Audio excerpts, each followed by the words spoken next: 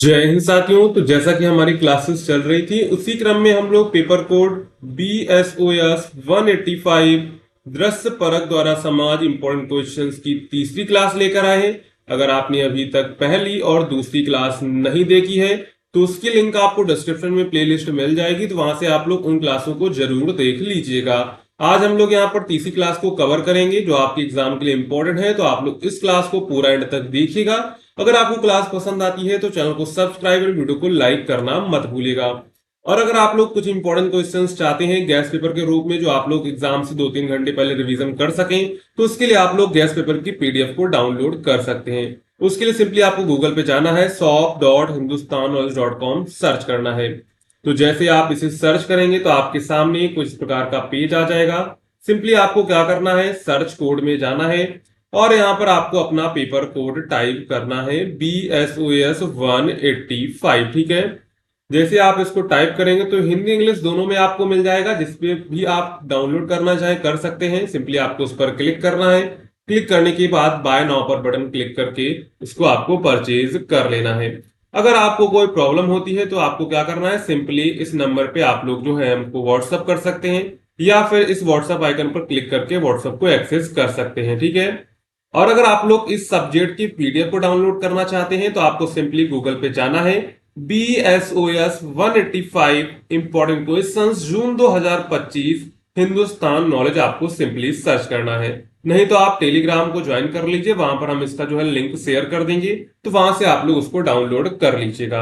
अब चलते हैं, यहाँ पर हमारा सबसे पहला प्रश्न है, सामाजिक विश्लेषण में दृश्य परक समाज शास्त्र के महत्व की व्याख्या कीजिए। यानी कि अगर हम लोग सामाजिक विश्लेषण करते हैं तो उसमें दृश्य परक समाज शास्त्र की क्या महत्व होता है वो देखेंगे। तो समाज शास्त्र एक ऐसा अध्ययन है जो समाज, सामाजिक संस्थाओं, संबंधों और प्रक्रियाओं को समझने में कार्य करता है। यानी कि समाज शास्त्र क्या है, एक ऐसा अध्ययन है जिससे हम पता चलता है कि समाज, सामाजिक संबंध और जो है प्रक्रियाओं को समझने में मदद मिलती है।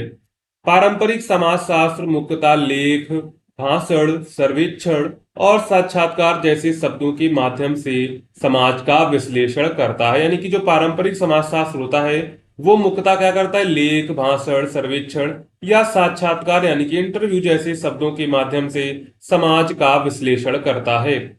लेकिन आधुनिक समय में दृश्य माध्यमों की भूमिका बहुत बढ़ गई है। इसी संबंध में दृश्य परक समाजशास्त्र यानी कि विजुअल सोशियोलॉजी का महत्व बढ़ा है। तो यहाँ पर देखेंगे सबसे पहले दृश्य परक समाजशास्त्र क्या है। तो दृश्य परक समाजशास्त्र वह अध्ययन है जिसमें सामाजिक तथ्यों को समझने और प्रस्तुत करने के लिए चित्रों, फोटोग्राफी, फिल्म, वीडियो, ग्राफिक्स और अन्य दृश्य माध्यमों का उपयोग किया जाता है। इसका उद्देश्य समाज की जटिलताओं को आंखों के माध्यम से अनुभव करना होता है। यानी कि जो दृश्य परक समाजशास्त्र क्या है, एक ऐसा समाजशास्त्र है जिसमें अगर हमको सामाजिक तथ्यों को समझना है या प्रस्तुत करना है तो उसको क्या करते हैं, चित्रों, फोटोग्राफी, फिल्म, वीडियो, ग्राफिक्स के माध्यम से है देखा जाता है। इसका उद्देश्य क्या होता है, समाज की जो जटिलताओं को आंखों के माध्यम से अनुभव कराना होता है। इसके बाद जब पहले चलता था, पहले क्या होता था, लिख के लोग बताते थे, लेकिन अब क्या करते हैं, अब सीधे जो है प्रस्तुत चित्रों, फोटोग्राफी दिखा देते हैं जिससे उनके दिमाग में भी वो जो छवि अच्छे से बैठ जाती है। इसके बाद है सामाजिक विश्लेषण में दृश्य परक समाज शास्त्र का महत्व। सबसे पहले तो यथार्थ का सजीव चित्रण, यानी कि दृश्य के माध्यम से क्या क्या होता है, यानी कि अगर हम लोग कोई पिक्चर देख रहे हैं तो हमको ऐसा लगता है कि हम वहीं पर उपस्थित हैं। यानी कि चित्र से क्या होता है, चित्र से हमारा एकदम लगाव जुड़ जाता है। इससे हमको लगता है कि हम जो है बिल्कुल उसी के पास खड़े हुए वहीं से देख रहे हैं। तो यहाँ पर क्या होता है, यथार्थ का सजीव चित्रण होता है। दृश्य माध्यम समाज की वास्तविकता को जीवंत रूप में प्रस्तुत करते हैं। एक तस्वीर, वीडियो या डॉक्यूमेंट्री किसी सामाजिक समस्या जैसे गरीबी, असमानता या जातिवाद को देखकर समझना ज्यादा प्रभावी होता है। यानी कि गरीबी, असमानता समझना है तो आप लोग क्या करें, मूवी में अच्छे से देख सकते हैं। इससे क्या होता है, इससे आपके दिमाग पर भी जो एक अच्छा सा असर पड़ता है। इसके बाद है गहराई से समझने में मदद। जब कोई दृश्य सामने आता है तो व्यक्ति उस पर भावनात्मक और मानसिक रूप से अधिक जुड़ता है। उदाहरण के लिए किसी गरीब बस्ती की तस्वीर देखना केवल आंकड़ों की रिपोर्ट की पढ़ने से अधिक असरदार होता है। यानी कि अगर आप लोग ये बताया जाए कि गरीबी वहां पर सबसे ज्यादा है तो थोड़ा आपको नॉर्मल है, लेकिन अगर आपको वही फोटो दिखाई जाए तो आपके दिमाग पर थोड़ा जो है जोर पड़ेगा। इसके बाद है अशाब्दिक संप्रेषण का साधन, यानी कि इसमें शब्दों की आवश्यकता नहीं होती है। दृश्य माध्यमों के माध्यम से बिना शब्दों की बहुत कुछ बताया जा सकता है। हाव भाव, रंग, स्थान, स्थिति आदि से बहुत सी सामाजिक बातें समझाई जा सकती हैं। यानी कि यहाँ पर कोई बोलना नहीं होता, सिर्फ फोटो के माध्यम से ही संप्रेषण हो जाता है। इसके बाद है साक्ष्य के रूप में उपयोग, यानी कि फोटोग्राफ, वीडियोस और डॉक्यूमेंट्री को क्या कर सकते हैं, एक जगह इकट्ठा कर सकते हैं, जो हम साक्ष्य यानी कि प्रमाण के रूप में दिखा सकते हैं। इससे क्या होता है, शोध और सामाजिक अध्ययन को अधिक विश्वसनीयता मिलती है।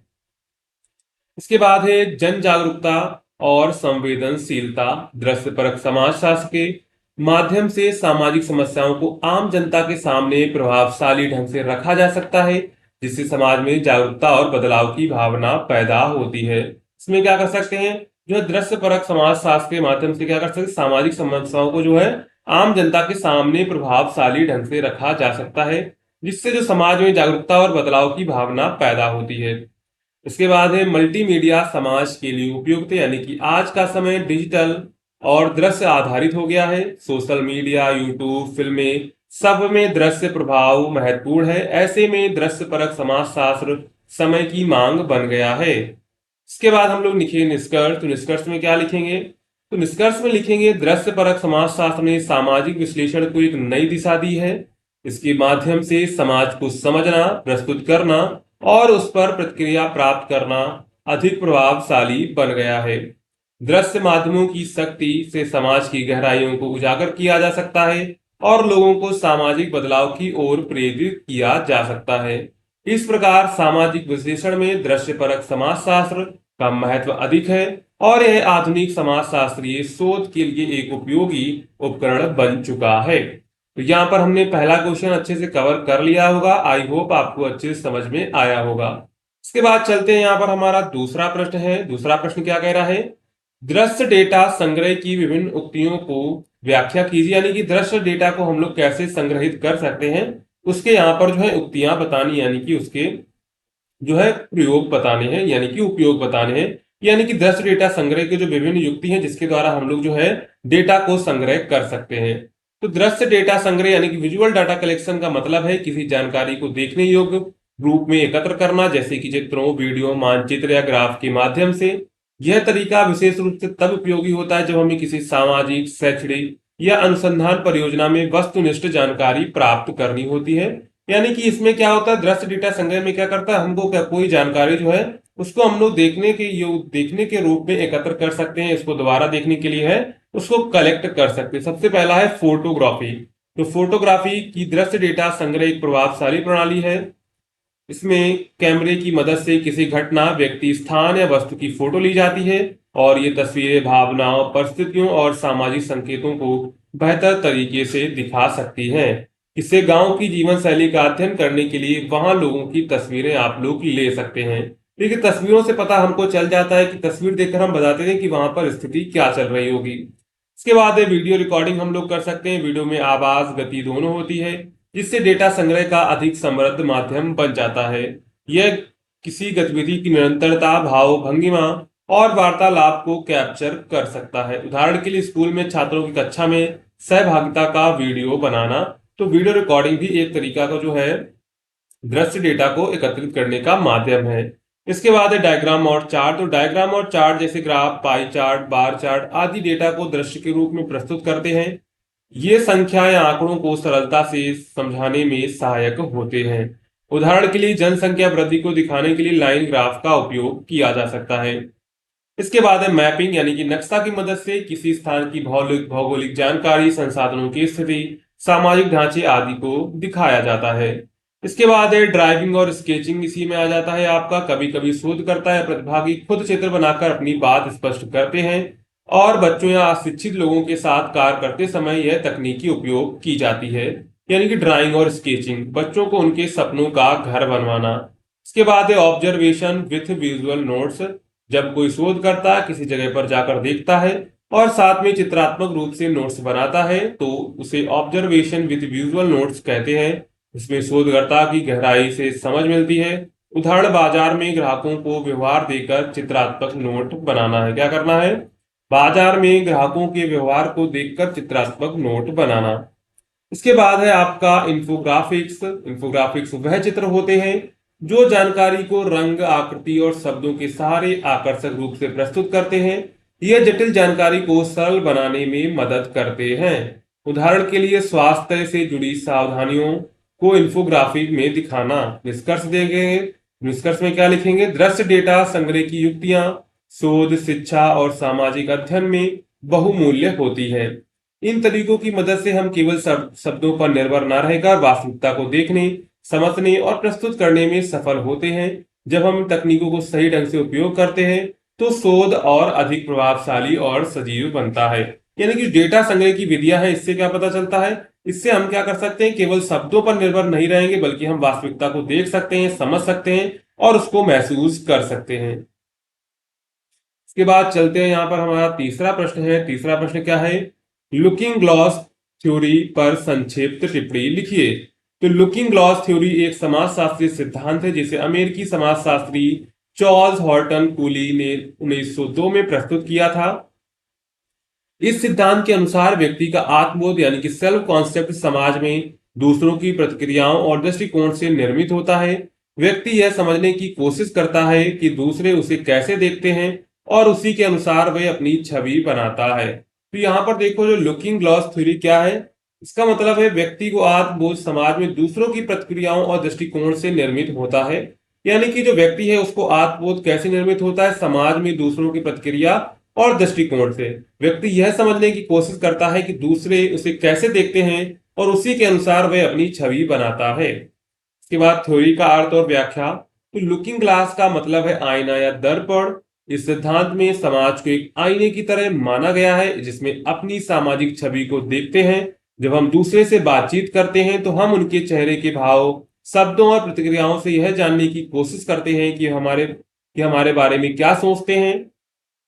इस जानकारी के आधार पर हम खुद के बारे में एक राय बनाते हैं। तो थ्योरी का अर्थ क्या है? थ्योरी का अर्थ है कि आईना या दर्पण, और लुकिंग ग्लास का मतलब क्या है? आईना या दर्पण। तो इस सिद्धांत में क्या है? समाज को एक आईने की तरह माना गया है। इसमें क्या होता है? इसमें जो हम लोग अपनी सामाजिक छवि को देखते हैं और जब हम दूसरे से बात करते हैं तो हम उनके चेहरे, हाव भाव को देखते हैं और समझने की कोशिश करते हैं कि वे हमारे बारे में क्या सोचते होंगे।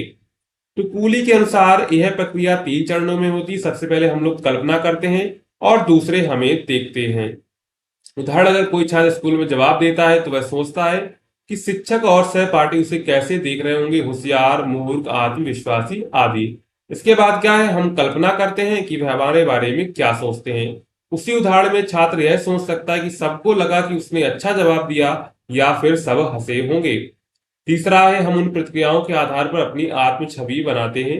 यदि छात्र को लगता है कि उस सबने तारीफ की तो वह खुद को योग्य समझेगा। यदि उसे लगे कि सबने मजाक उड़ाया तो वह अपने आत्मसम्मान को कम समझेगा। तो ये सारी चीजें क्या होती हैं? ये सारी चीजें जो है कुली के अनुसार, इन्होंने जो कुली का सिद्धांत था उनके अनुसार ये 3 चीजें होती हैं। यानी कि सबसे पहले हम लोग कल्पना करते हैं और हम देखते हैं कि वो हमारे बारे में कैसे सोचते होंगे। इसके बाद हम कल्पना करते हैं और उसके बारे में, वे हमारे बारे में क्या सोचते हैं वो सोचेंगे। इसके बाद क्या होता है? इसके बाद हम उन प्रतिक्रियाओं के आधार पर अपनी जो है आत्म छवि बना लेते हैं। यानी कि उन्हें लगता है कि अगर सबने मजाक उड़ाया यानी कि सब हंसे हैं, इसका मतलब है कि उनको जो है आत्मसम्मान कम हो गया। इसके बाद देखते हैं महत्व और प्रभाव। इसका महत्व क्या है? तो यह थ्योरी यह बताती है कि हमारी पहचान स्थायी नहीं होती है, बल्कि सामाजिक बातचीत और अनुभवों से बनती है, बदलती है। दूसरों की राय हमारे आत्मसम्मान, आत्मविश्वास और व्यवहार को प्रभावित करती है। यानी कि यह थ्योरी क्या बताती है? हमारी जो पहचान है स्थायी नहीं है, वो सामाजिक बातचीत और अनुभवों से बदलती रहती है। उदाहरण के लिए, अगर कोई बच्चा बार बार सुनता है कि वह बुद्धिमान है तो वह खुद को बुद्धिमान समझने लगेगा और उसी तरह व्यवहार करेगा। वहीं अगर उसे हर बात पर ताना सुनने को मिले तो वह कुछ नहीं कर सकता, तो वह निराश और आत्मग्लानि से भर सकता है। इसके बाद यहाँ पर निष्कर्ष लिखेंगे। तो लुकिंग ग्लास थ्योरी एक सरल लेकिन प्रभावशाली विचार है जो यह समझने में मदद करता है कि समाज और व्यक्ति एक दूसरे से कैसे जुड़े हुए हैं। हम जैसे खुद को समझते हैं उसमें समाज की भूमिका बहुत बड़ी होती है। यह सिद्धांत यह भी बताता है कि हमें दूसरों की राय से अत्यधिक प्रभावित नहीं होना चाहिए और साथ ही दूसरों को भी सकारात्मक दृष्टिकोण से देखना चाहिए, क्योंकि हमारी प्रतिक्रियाएं किसी के आत्मसम्मान को बना या बिगाड़ सकती हैं। तो यहाँ पर ये चार्ल्स हॉर्टन कुली द्वारा प्रस्तुत की गई थी। व्यक्ति की आत्म छवि दूसरों की सोच पर आधारित होती है। सामाजिक संबंध आत्म परिचय को प्रभावित करते हैं। यह सिद्धांत आत्मसम्मान और सामाजिक व्यवहार को समझने में मदद करता है। तो ये इसके कुछ इंपॉर्टेंट पॉइंट्स थे। यहाँ पर हमने टोटल 3 क्वेश्चंस को कवर किया। अगर आपको क्लास पसंद आई हो तो वीडियो को लाइक करिएगा एंड जो है चैनल को सब्सक्राइब करना मत भूलिएगा, जिससे आगे वाली वीडियो नोटिफिकेशन आपको मिलती रहेगी। मिलते हैं अगली क्लास में।